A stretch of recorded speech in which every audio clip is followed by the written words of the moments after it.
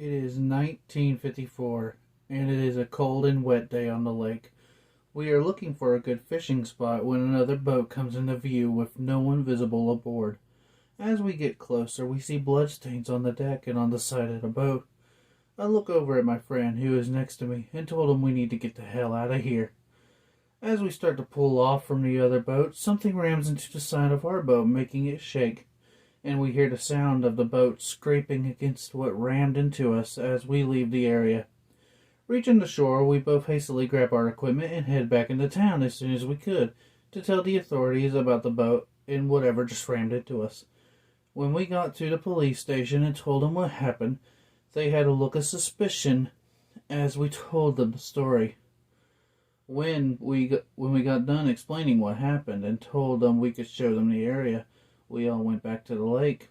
When we arrived, they told us to take them to the area where the attack occurred, so we showed them in the other boat. As we got closer, they told us to stop beside the other boat and stay inside ours. The police officers climbed onto the other boat and investigated a potential crime. When they got done, they hooked the other boat to ours and climbed aboard, and we headed back to the shore. The next few days, we stayed away from the lake, so the officers could do a full investigation.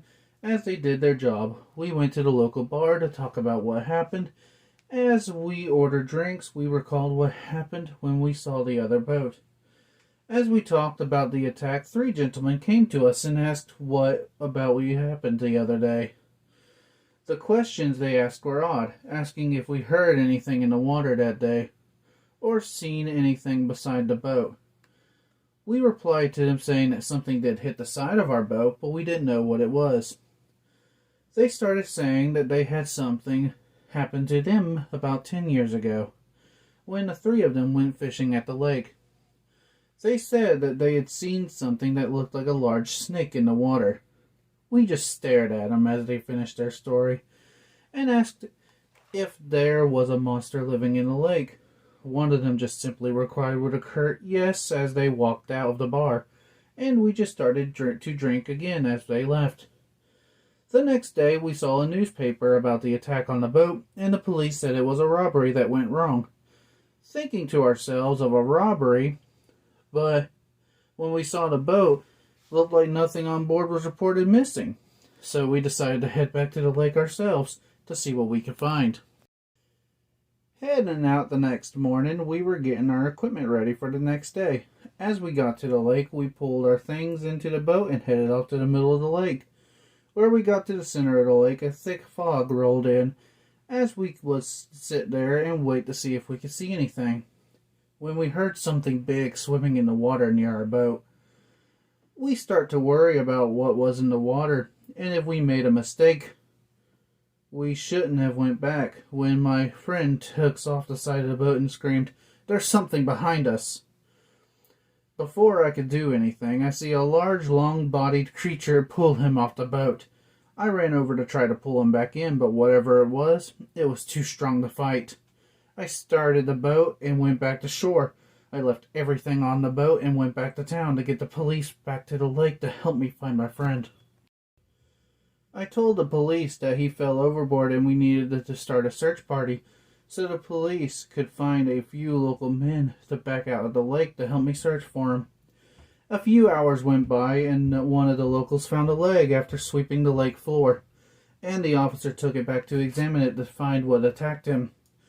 A few more hours went by and they couldn't find anything else on the lake, so they gave up on the search, so everyone went back to town for a few days. One of the police called me up and told me to come into the police department. When I came in, they told me to sit down. I sat down and they told me to tell them what really happened down at the lake that day. So I told them about finding the boat with the blood stains and the 3 gentlemen telling us about the monster, and what happened when my friend took off the boat. We could tell already that the look on their faces was that they did not believe me, or it was a story that they heard before. You're telling us that some creature is in the lake eating people, and that is what took your friend? One of the officers asked sternly. Yes, I replied. The leg had teeth marks on it when we found it. Yeah, so that could have been any animal in the area. Yeah, but nothing around here has teeth that large, I insisted, so they could have thrown me out of the door laughing. But instead I found myself being put in a pair of handcuffs and being put in a small cell. A couple days later they released me saying there was not me who did it because another attack just happened. After walking out of the jailhouse, I found the closest newspaper to read. In a few days I was locked up, it read that 2 people went missing a couple days ago, and they could not find anything of their whereabouts. I went back to the lake to try and find a clue or anything about what was going on at the lake. When I got to the lake, I got into my boat and went to the center of the lake to see if anything would happen. When nothing happened for a few hours, I went to head back to shore and head back into town. That is when I felt a bump on the side of the boat. When it hit the side of my ship, it caused the engine to cut off. I tried restarting the engine a few times, but nothing happened. I was stranded in the middle of that dang lake with something periodically ramming into my boat. I kept trying to start the engine a few times, but every time I tried, whatever was in the water rammed into my boat again.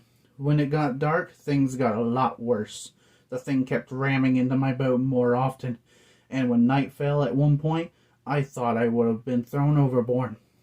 When dawn broke, everything went quiet, and the creature quit ramming the boat.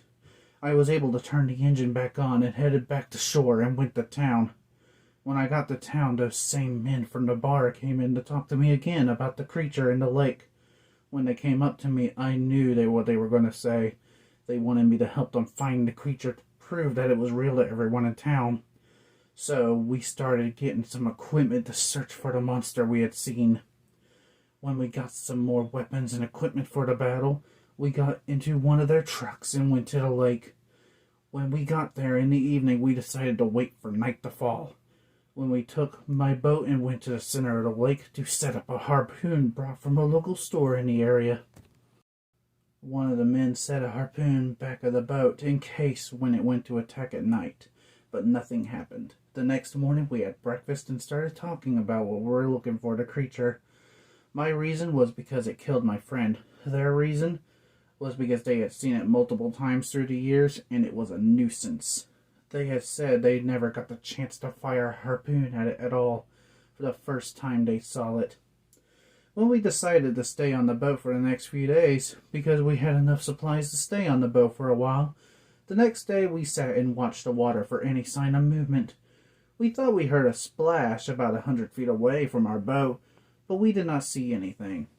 When night fell, we heard some noises in the water.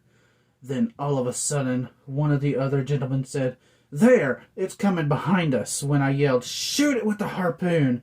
That is when the creature came up from the dark, murky water and grabbed one of the other men and dragged him under the water. I ran towards the harpoon and waited for it to resurface, but I could not shoot it. And at the end of all the chaos this thing made, when it did resurface, it rammed into the boat, making the other person fall overboard, and we did not see him again. The attack stopped after the creature had eaten the 2 gentlemen. The next day, the last one who was with me was upset of the loss of his friends, like I was when it killed mine. I tried to tell him we would kill this thing. We needed it to surface behind the boat. That is when he had the idea to drive slowly to attract the creature towards us. I turned on the engine to the boat and we started to move about slowly. After a few minutes, the creature started ramming into our boat, trying to make one of us fall overboard. When it came up, it slammed the back of the boat, causing the last person with me to fall down, giving the creature time to bite his arm while he was in the boat, taking him with it. I ran towards the harpoon when the creature came up out of the water. When I had the shot, I fired the harpoon directly into the mouth of the beast, making it roar in pain. As I got ready to fire another one at it, it retreated back under the water. With my harpoon ready, I waited for it to attack. It rammed the side of the boat multiple times. Then I saw it swimming towards me. With one well-aimed shot, I fired the harpoon right between its eyes, causing it to sink into the water. And I dragged the dead creature to shore. I called the police and let them know I had killed the beast. And when we got there, they called someone at the Pentagon to let them know what happened. and shortly after someone came and retrieved the body of the creature, they told us to never tell anyone about the creature or how I killed it. I am choosing to stay anonymous to keep the government off my back. I will keep searching for these creatures, and if there are any out there, I will do my best to destroy them. Hello guys, this is the Sleeping Wendigo. I would like to say that this is one of my first creepypastas I have written, and I am very proud of the story. If you enjoyed it, please leave a like, share, and subscribe to the channel. And if you want, check out my merch store and my Twitter. Both links to that will be in the description below.